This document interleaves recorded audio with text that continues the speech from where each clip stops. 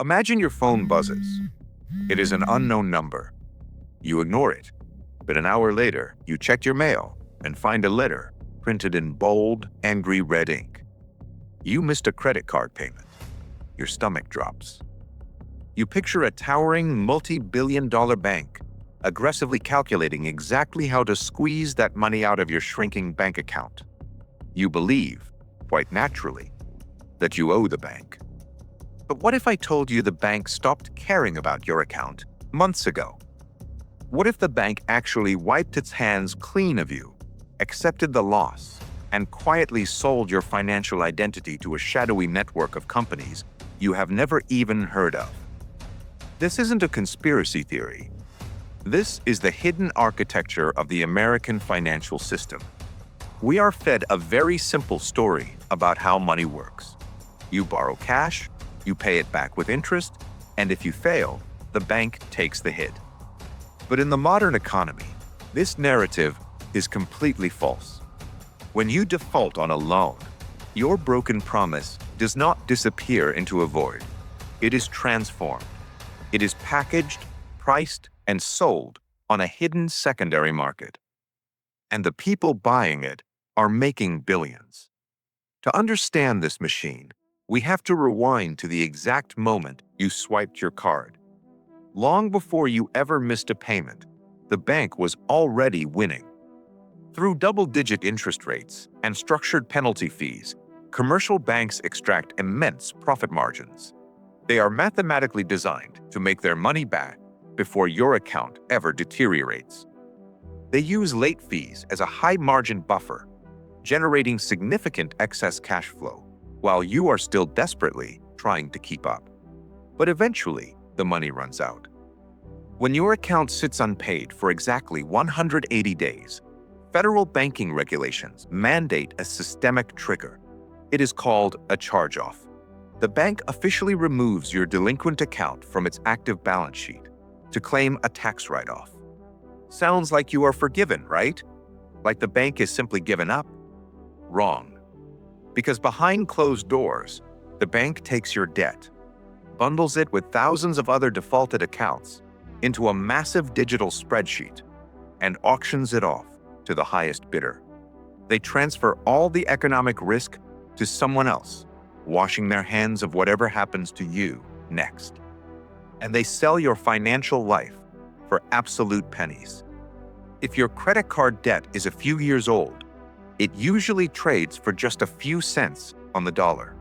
And if you have aged zombie debt from 5 years ago, it is sold for less than a single penny for every dollar you owe. Wait, what? Think about what this actually means. A company you have never interacted with can purchase your $10,000 credit card debt for less than the cost of a cheap television. But here is the terrifying part. They do not ask you for the discounted price. They now hold the legal right to hunt you down for the full $10,000, plus any ongoing interest and fees. But who exactly is buying your financial distress?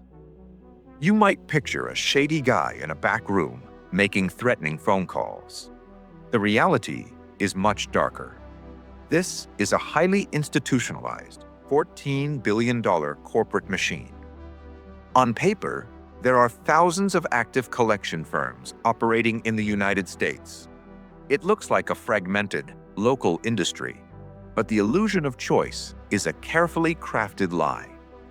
A tiny handful of corporations controls almost the entire market.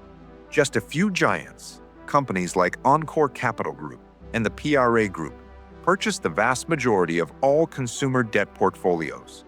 These are massive, publicly traded behemoths. They deploy over $1 billion in a single year just to buy up more human distress. And they do not just politely ask for their money back. They deploy complex algorithmic scoring models, offshore call centers, and intensive digital tracking. If they cannot intimidate you into paying, they activate what insiders call lawsuit factories. They file millions of civil complaints against consumers. They flood the courts, often using robo-signed documents, that completely lack proper proof of who actually owns the debt. And they win, not because they have a bulletproof legal case. They win because the average person cannot afford a lawyer to defend themselves. The courts grant a default judgment. Once that gavel drops, the trap snaps shut. These unseen corporations gain the legal authority to freeze your bank accounts, place liens on your personal property, and aggressively garnish your wages. But surely, they are only doing this to reckless spenders, right? People who bought luxury cars or giant TVs they couldn't afford? Let's look at the people actually being hunted by this machine. A staggering majority of all collection marks appearing on U.S. South credit reports are not from impulsive shopping sprees. They are from medical debt. Imagine surviving a life-threatening illness, only to have an unseen corporation garnish your wages because of a surprise hospital bill. This system, you see, disproportionately targets the most vulnerable demographics in society. It preys on the elderly, who are hounded for debts they do not even legally owe. It targets military veterans with fabricated liabilities. It hunts Black doctoral students who graduate buried under mountains of debt, locking in wealth destruction before their careers even begin. This machine, it truly destroys lives. It ruins credit scores, makes finding housing impossible, and forces families into bankruptcy. But while everyday people are financially suffocating, who is actually cashing the checks? Let's follow the money. If you look closely at the ownership structures of these debt-buying giants, a terrifying reality comes into focus. These collection agencies are not independent operators. Look at the shareholder registry for the biggest buyers in the world.